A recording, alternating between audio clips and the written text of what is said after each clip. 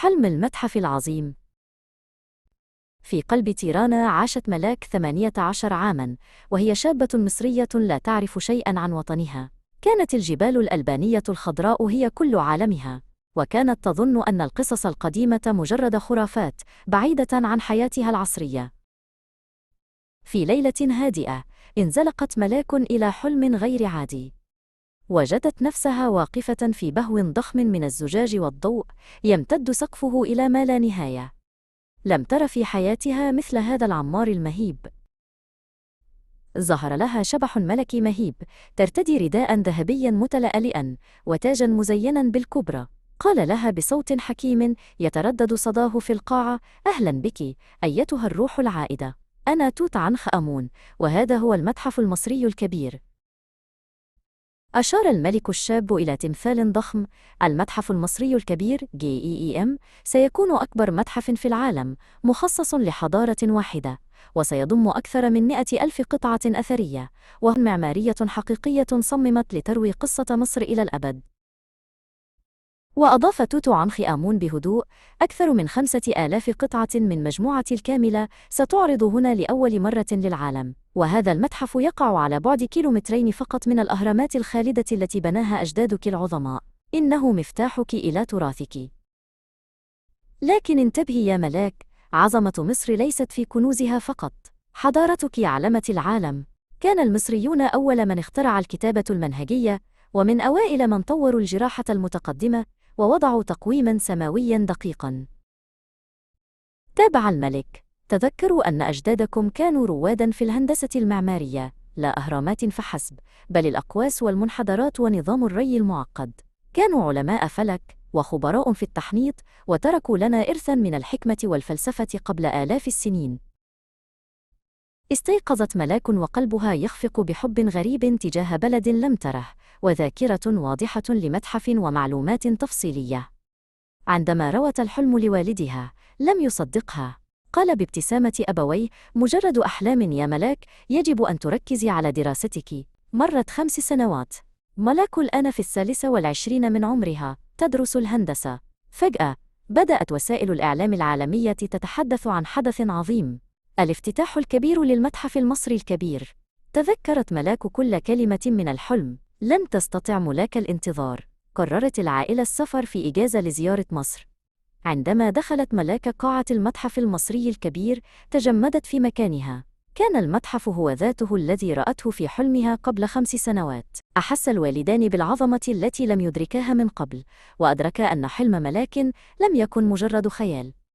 شعرت ملاك بأنها وجدت جذورها المفقودة. نظرت إلى والدها وقالت بهمس وعيناها لامعتان: هذا هو الوطن يا أبي.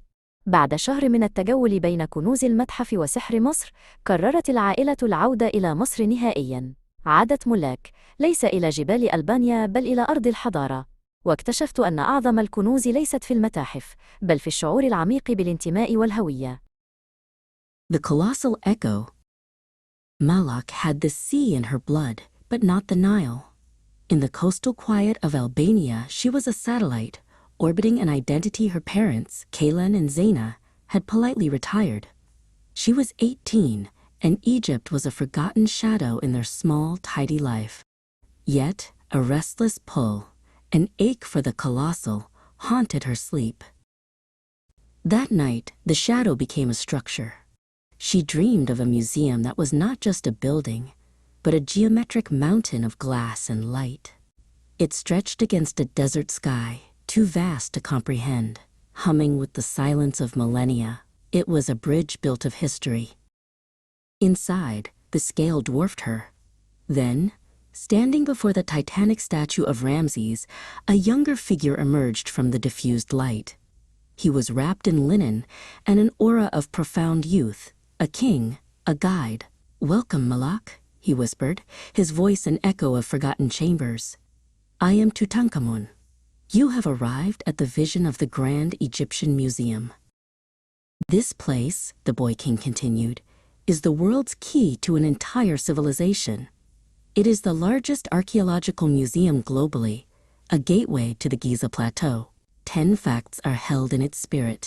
The treasures of Tutankhamun will be displayed together for the first time, It stands as a cultural beacon of the 21st century. Its energy consumption is minimized through modern design. It has a revolutionary restoration center, and it holds artifacts spanning 7,000 years of history. And our civilization's echo is loud. We perfected monumental architecture without modern tools. Our medicinal knowledge included surgery and sophisticated pharmacology. We navigated by the stars, creating the first solar calendar. We had complex irrigation systems to master the Nile, and we formalized writing with the hieroglyph system, giving the world a language of permanence. This museum connects you to all of it, a living, beating heart. Malak woke with a gasp, the vision dissolving like mist. She rushed to her parents, pouring out the details of the colossal hall and the young king. Kaylin patted her shoulder. A magnificent dream, my dear, but just a dream. Zaina smiled kindly. History is what you read in books, Malak, not what you see in sleep. The world continued, uninterrupted. 5 years spun by. Then, the globe turned its gaze. Screens around the world flared with headlines. The Grand Egyptian Museum opens. Presidents and monarchs from every continent were shown descending the colossal staircase, cameras flashing. The sheer scale was exactly as Malak had seen it. It was the geometric mountain, the bridge of light.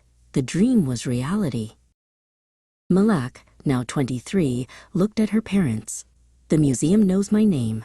The museum called me home. Her quiet intensity finally broke through their practical reserve. Kaylin booked the flights that night. Landing in Cairo, the air was different, thick with history, scented with unknown spices. They saw the Great Pyramid from the car window, a silent, enduring testament.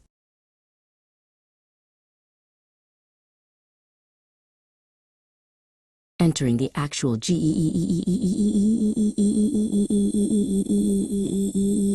Emmer of memory. The scale, the light, the Ramses statue. It was all there. As she walked through the hall of the Tutankhamun treasury, seeing the 5,000 objects united, a wave of profound connection washed over her. This was not a history lesson. It was a reunion. This was the colossal echo made tangible. Zaina found herself staring at the artifacts, her hand involuntarily tracing the delicate cartouches of an exhibit. She wasn't looking at relics, she was looking at genius. She saw the perfection of the early mathematics, the ambition in the architecture, the sheer permanence of it all. This was her heritage, and it was a language she had forgotten.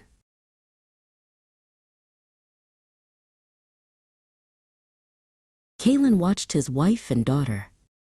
His practical, skeptical shell crumbled, replaced by an overwhelming pride. He reached for Zaina's hand. We spent years teaching her to be safe, to be tidy, to forget the noise. We never taught her to be great. He looked at the statue of Ramses. Malak, he said, his voice heavy with revelation. We are moving home.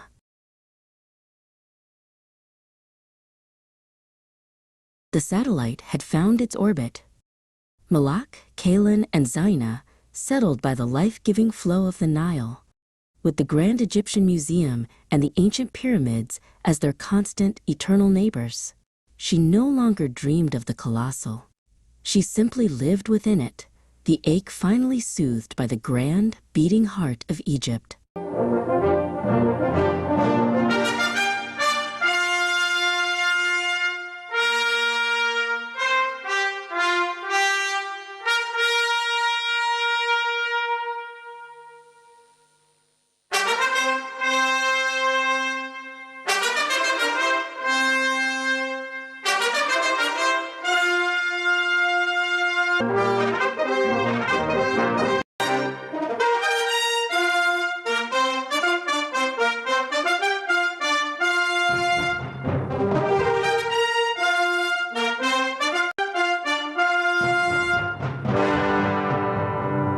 أنظر إلى ما حولي لأجدني أعيش في حضرة الحلم وقد أصبح حقيقة، ولا أخفي عليكم أنني كنت أعيش من أجل هذه اللحظة التي أنتظرها يوما بعد يوم حتى أراها كما نراها ماثلة أمامنا بهذا الجلال والبهاء. نحتفل بافتتاح معقل تتجلى فيه الحضارة المصرية في أبهى صورها، إنه لقاء الإبداع بالإبداع، حيث تمتد أيادي الماضي العظيمة لتصافح أيادي الحاضر المبدع في مشهد يعبر عن استمرارية الروح المصرية التي لا تنطفئ. وقد كان وراء هذا الإنجاز العظيم رجال مخلصون آمنوا بسمو الرسالة التي يحملونها فبذلوا الجهد وقدموا الدعم، ولهم كل التحية والتقدير. إن المتحف المصري الكبير هو بحق مرآة التاريخ وملحمة وطنية تهديها مصر إلى العالم، تجسيدا لذاكرة أمة ورسالة حضارة خالدة تلهم الحاضر وتضيء المستقبل.